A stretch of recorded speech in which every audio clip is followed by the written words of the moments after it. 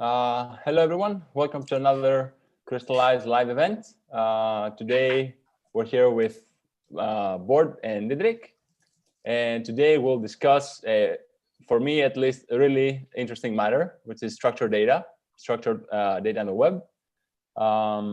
And of course, this is what we part of the series that we have introduced last time, which is information architecture and how you can structure data with Crystallize and present that in the web. So, guys, you can say hello. All right, is it our turn? It's your turn. Hello. I think that this is a really cool matter because I remember back when I was in university, I had, I am in the university now, but back then, in the earlier days, I was. Can you tell us more about your personal life, Soros? I think that's why they're here. in a separate life. Didn't you know? Structured tabular data. We had a lecture that was about accessibility in the web. Mm-hmm. And I think this plays a very important role, how you structure your data and how you actually have it available for people with disabilities to be able to browse it and, access it. Definitely. Yeah. So I think this is a really, really interesting topic, and it's something that people usually overlook as well. They don't get how important it is. Of course, it's best practice, but it also matters a lot for people. It usually falls into the category "I'll do it later," and then it's forgotten. Yeah, and I think for us is, as you guys know, we are promoting what we call internet craftsmanship, and I believe that structured data, or part of the semantic web, is really an important part of this toolkit if you really are going to build internet solutions that are proper. So structured data, it really comes from the semantic web, which was kind of the vision of making the data on internet machine readable. So not just like HTML, which is formatted content, but how to add semantics to describe what you are having on a web page, basically. And technically, it's kind of two types of languages that are being used for that, which is RDF, which is the resource description framework. Basically structured data, and it's also the WAL, web ontology language, which is not so much used, I would say, but it's to describe the classification or order of information. So, for example, you have fruit, and on fruit you have apple, and then you have a specific gala apple, for example, like a hierarchy. What we will be talking about today is more on the structured data part, which is basically adding descriptive information about content and their relationship. So, for example, describing the relationship between a recipe and an ingredient, and what does the recipe include, what steps and information, and also for the ingredient, for example, what are the components that make up this ingredient. So that's kind of the theoretical introduction to this, but and of course it's why should you use it? Because Google uses it and uses it for enhancements in Google, so that's reason enough. And for that reason, we see a little bit more adoption of this RDF tagging on your web pages. Maybe I can show a little bit examples. Sure. And then let me stop sharing real quick. There we go. Yeah, can you see my screen? Yep. So we also did a blog post on this a couple of days ago, and basically, I'll use this example. Instead of just having a name, Barack Obama, you have the description of a person. So this is the simplest way of having a description formatted, and this is a simple JSON format. what's interesting now in terms of the languages that are being used, it's JSON LD. There's several ways of serializing structured data. JSON LD is, I would say, the most popular now. And you can add this to your web pages to describe the content. And JSONLD.org is the resource for that. And more than this, it's the Schema.org, which is the combined vocabulary.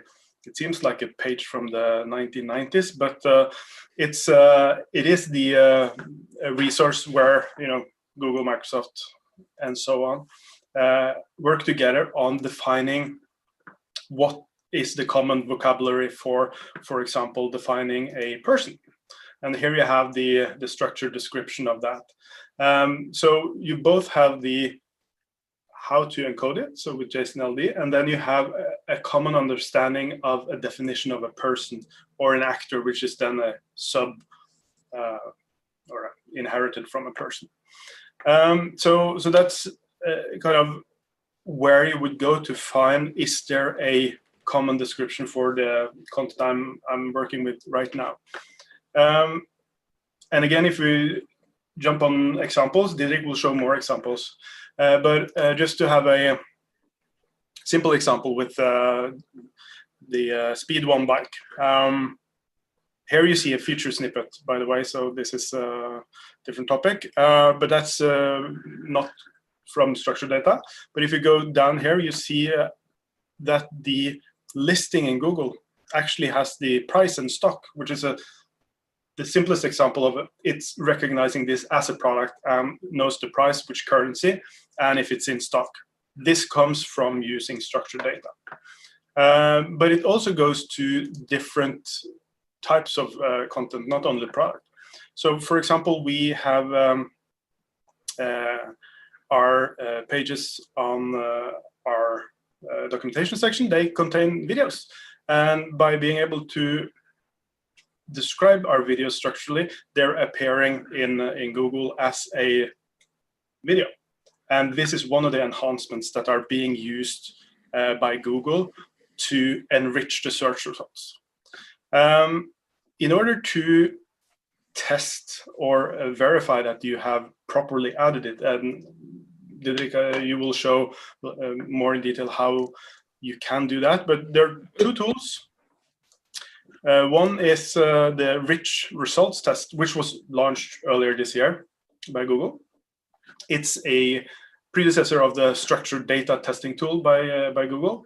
And here you will be able to test any URL on your website or others, and you're actually also able to train Google's AI while doing it. So that's really, really useful. So now we're making... It's just proof that you've done this sometimes. But basically, rich results is analyzing your page, and it's looking for rich results. Yes, green arrow here says that we have rich results, and here we have both an article, content modeling using Figma design system, and you can also look at the actual structure of this article, and there's a logo defined. So we have the Crystallize logo, and there's also two videos identified. So actually you have several pieces of content that are being identified on this single web page. And here you have a shape content modeling and component content modeling video that are being identified here. And this happens, of course, since we have properly added the structured data formats in these pages. And linking it back to our previous live stream on information architecture, or specifically content modeling, you see that this ties very well into the structured data, because if you're defining a recipe that we did last time, you probably want to have this also tagged up properly, which, let's say, Didrik might show this later. So this is to test rich results on any web page. So it's super useful during development, for example. You can test before you go live. And then the other, this is the Search Console tool which is you can have your domain property. We have crystallize.com. And here you will see, of course, the search traffic and how much organic and how much visibility you have in Google. But notice here on the left-hand side, you have enhancements. And I like that the first enhancement from Google is Core Web Vitals. So they really care about performance. We have mentioned that in a couple of streams before, I believe. Maybe twice. Maybe twice.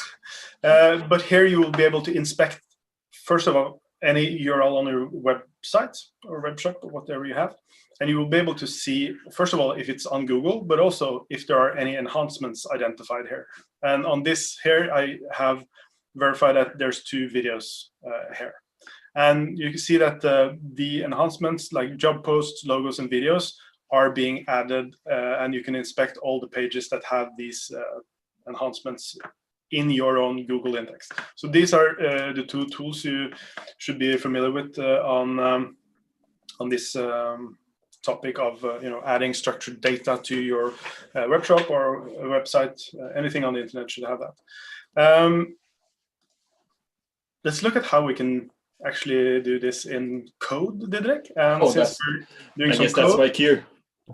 that's why we invite the designer to do some coding. Exactly. So bear that in mind. Whenever I do mistakes, it's because I'm a designer. But let's see. If you share your screen, I'll stop sharing, mister.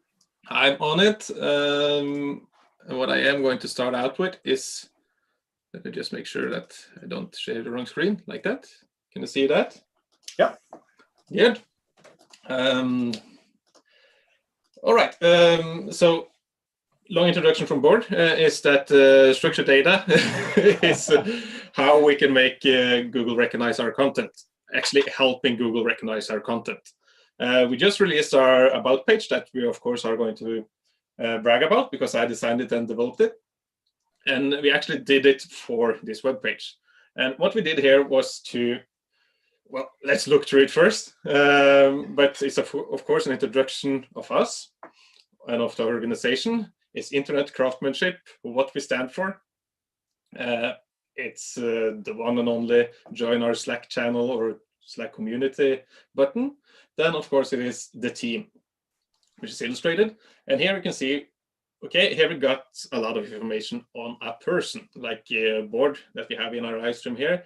We know that his name is Bård. He is the CEO, and he has some additional information. And what we can do with this information is to actually enhance the web page. Of course, that was the wrong one now. This is the old tool, and that's just because the new tool doesn't recognize persons yet. It probably will. But you can see that we get 3 things. One is the organization, which is Crystallize. And here we have defined a type. We have the URL, the name, and the email addresses, and the logo, of course. This also helps Google to, for example, a snippet. Let's say, if you Google, you get this. This will help you get results on the right side of Google searches if you have specified your organization. You also need to do some extra steps here to verify that it's you, but we'll get into that another point. Another thing is that we have all the people that work in this organization. And here you can see we have 13 items, hence 13 people. If we go in here, we can see, okay, this is a person. Here is Bård. His family name is Farstad. His job title is CEO.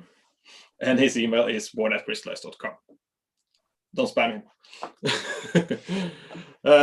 And this is for each and every one of the persons inside of Crystallize. So this is a way for us to, let's say, when this gets properly indexed, maybe if you search Bård, you get him as a person in Google. That pretty much sums up about the page, right, Bård? It's a really good About page, Didrik. Yes, thank you. Really pretty, Didrik. Thank you. You want to take another look? Of course, credits to our illustrator Bartos, this guy, who actually has drawn all of us. The next thing we are going to take a look at is once again Crystallize. And this is another example on how you could tag up a job application or a position at Crystallize. And this is once again like guerrilla marketing, that we are hiring front-end developers. But the way we want to show it is that it's not available in Norway, but you can tag up job applications, and then you can get job applications as a result in Google as well. Oh, this is actually Norwegian. Yes, better. And here you can see we have a job positioning. The title of the job position is a front-end developer. It's the date posted, description, and this is the cool thing here is that this is actually HTML instead of just a pure string. Usually when you define a product, etc., it's usually a string, but for job applications, it's HTML because they have their own portal to actually browse and search for job applications in Google. And then this is formatted. Other than that, job location, since this was probably created late 90s, its remote work is telecommute. Yes. Employee type is full-time, and the hiring organization is the same as the organization schema that I just showed on the About page. And that's the organization, Crystallize, etc., etc. Base salary, and the logo. So this is also pretty cool. Next up is, of course, our furniture. And for those of you who have done a fresh installment of the furniture today, you can see that I've actually added a component called schema.org, which handles all the schemas definitions for products. I haven't done it to the whole webpage yet, but we are going to do that. But at the moment, it is for products. Yeah, can I move this one? Ask questions, guys, if there is anything, and if I forget anything. But what we have done here is to define the products in schemas. As you can see, you have 3 different variants, which means that there's actually 3 different products in here. The way a product is defined is that for each SKU, it's defined as its own product. Cool. So when you do the rich result test here, I've done all this before the stream, just so we don't have to wait for each loading. What you can see here is that we get 3 products on 1 product page, and that's because we have the black, blue, and green. If you expand it, you can see that the type is product. You got the SKU, which is the unique identifier for this product. The name, description, and here you can see it's a string, an image, and some other optional fields that you can add if you want to, and if you have. If it is, let's say now that it's coming up on Black Friday, you can define a new price, which is valid until 1st of December, for example. Google will index that. Other things that you might, if you have a review system, a starring system for products, you can add that as well. Google will pick that up, and you will get products in Google, for example, where you see, okay, this has 5 stars. And you have aggregated rating, brand, and ISBN, for example, if there's books. That pretty much covers it. So you can also see that since it's 3 different variations, we also have 3 different prices. So each and every one is defined with their own prices and currency. And you get warnings if you don't fill in the optional fields, but of course there's no requirement to do so. Yes. But more meta information is better meta information. The more the better, actually. Here you will get proper warnings. You get warnings now, the yellow ones, but you will get errors if you don't define, let's say, for example, type. If the SKU on a product is not defined, you will also get an error. The same for name. So all the yellow ones are optional things. It's will enrich your schemas or your structured content, and will help Google even further. But as long as you fill out everything that is required, you will do better. So that was the furniture. If you check out from the CLI, you will get. Oh, this is it. This is where we show code. I almost forgot. I was about to go to the next one. As you can see, that inside of the product folder, I have now defined its own file called schema.js. And that's just because it looks a bit messy. What it basically is just a big JSON object, or a big object. We reference the schema.org component. And inside here, you can see that I have defined, for each variant, I define a new product. And everything is just, of course, from Crystallize. There was one point there. Yes, and this is one way to do it. Here, we add a script tag and add LD JSON or JSON LD inside of the code. So we can go back and we can look at it here.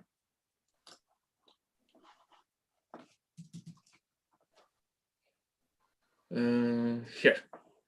So here is all the schema definitions that we have for these products. And that's basically what I just showed. What you also can do, if you want to, is to add them inline. Well, it is inline, but you can add them to each tag inside of React or HTML or whatever you use, like so.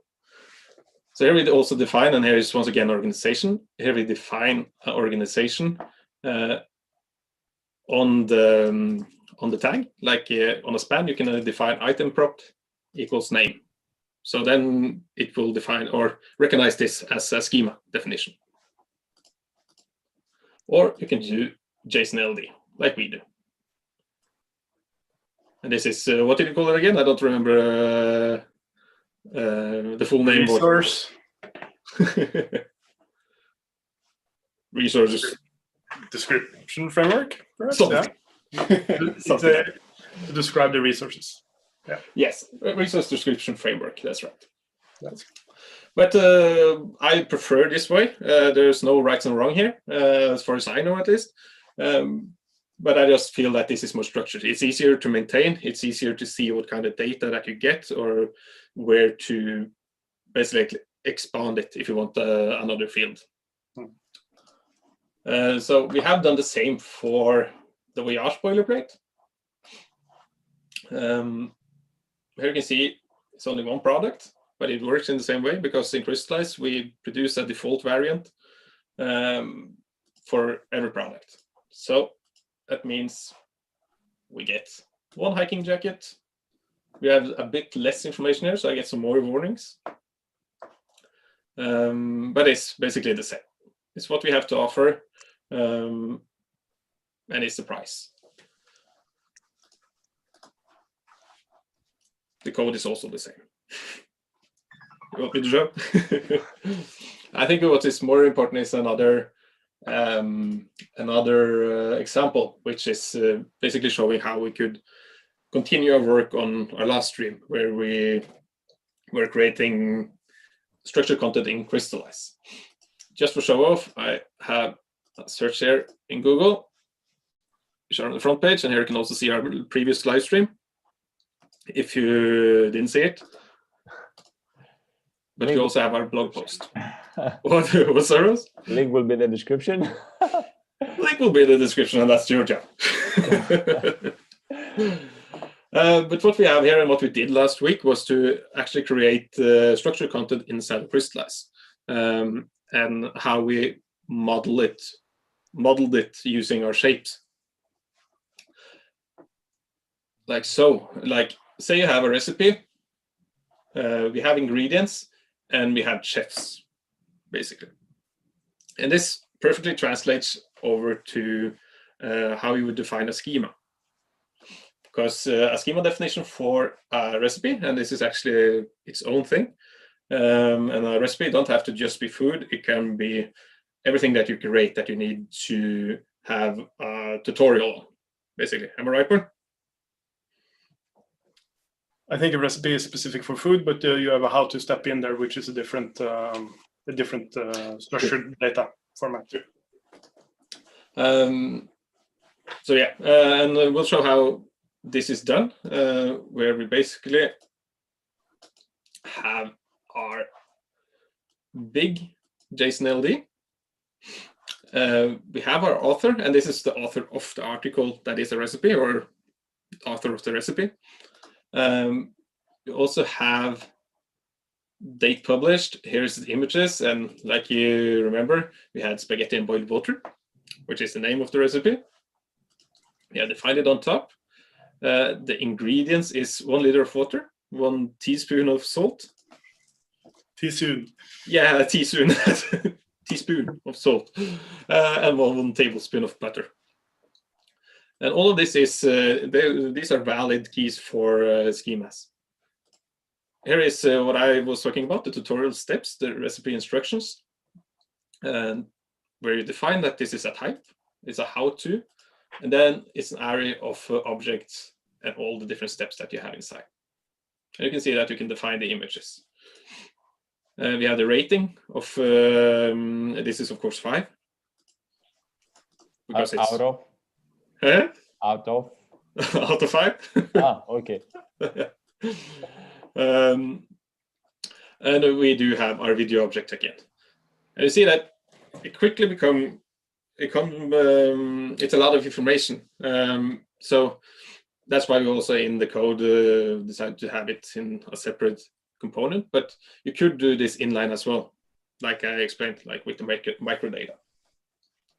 But it's basically just to explain what's the content of this web page. That is the basic idea of it. I think it's worth mentioning here now that I say it. Actually, it's first time for me, of course, but well, you had this in school, so you know. Yes. It's worth mentioning that you actually, it's I think really nice that you can actually see the structured data from Crystallize in this schema. So I see that this is a paragraph, a collection of structured content of structured text, for instance, your instructions. I can see that the video is a video component itself. I can see that you got, your ingredients, it's a separate thing. And I get that all by itself. It's an array of objects. So I can, I can see that, I can map that, and I can understand it. It all ties in together now. Exactly. It's exactly what is mapping Crystallize translated in another language, let's say. Yeah. And here you can say, like you said, if this was a paragraph collection, you have the title of the paragraph collection, which is the step and boiled water, the rich content, and then either a video or an image. Mm-hmm. My guess is that under recipe instructions, even without checking schemas, I do think you can have video here instead of image. Yeah. You can always check it out. Then So if you want to validate this now that you're working locally, how can you do that? Oh, that's a good question. What I can do, oh yes, this is good. This is good content. Here. Nice. No, clicked the wrong one. Here. I actually downloaded I tried out a lot of different structured content plugins for Chrome.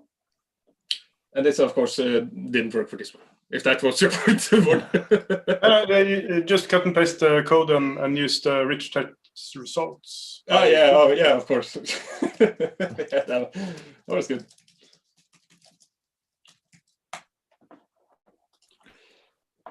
And of course, bookmarks are overrated. Always search whenever you're looking for something. Because people do it properly. They have this indexed. It's properly schemas in here to explain, but also because I've hidden all my bookmarks for the live stream. And here you go.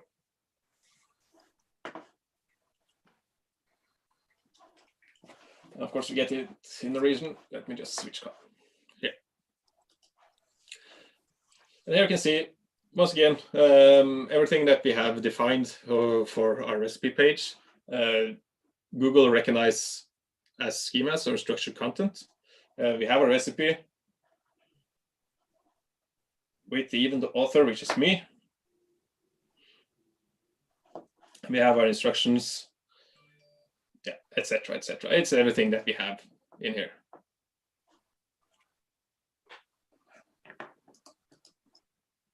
even reviews, and even videos. It's really useful. So you can both validate on specific URLs if you have a staging environment, but you can also just cut and paste the code and validate directly there. So it's very useful for debugging when you're adding it and verifying that it's correctly formatted before you deploy it live. Definitely is. Review it and take it from me. It's just as satisfying as getting in the green zone on performers to get the check mark here. It is pretty cool when you finally everything is the way it should be. Good stuff, Didrik. And of course, as Stavros mentioned, you see that the modeling that you do in Crystallize fits very well to these types of structured data approaches. So it's good when you have all of the semantics already in your PIM, so that you could easily generate these formats because you already have a structured format of your data. So every time you add something as a data source or some information to your web page, check schemas. There's probably a way to tag it up properly and to add structured content to it. So it's easier for Google to find, it's easier for your customers to find you again. It's just best practices and what we have as internet craftsmanship, all the details. All right, I think that's what I had wanted to share today. Did I forget anything? You guys help me? Good. I think I got it covered. And again, the front-end boilerplates for Crystallize already has this, so you can check the code out there. And as you saw there from the simple examples, we also have in the blog post I did, and of course here you have examples with, of course, if you go on schema.org, you get all kinds of examples that you can use. Definitely. And this is basically the minimum schema for a product. There are other things that you can add, but this is to get you started. It requires all the required fields, but take a look into schema.org/product, and you will see how much you can actually structure if you want to. I can go here just as a quick demo. There we go. All of these fields is something of a structured data that you can add to your schema. And it's pretty fun when you get into this. Yeah. I didn't like it at first, but now I really love it. As a designer. As a designer. As a creative mind, I like structuring my data. Right. Awesome. Thank you, Didrik. Great content, as always. Yes. So thanks everyone for joining. As you all know, we're always available to chat in our community Slack channel. So feel free to reach out there for everything you need. Didrik, just like Didrik and Board said, all this code is available in the Next.js boilerplate and the long form. The content commerce. Content commerce. Content commerce. Yeah, sure. So both the boilerplates are following that pattern, so you can obviously check it out. Thank you for joining us, and we'll see you next Thursday.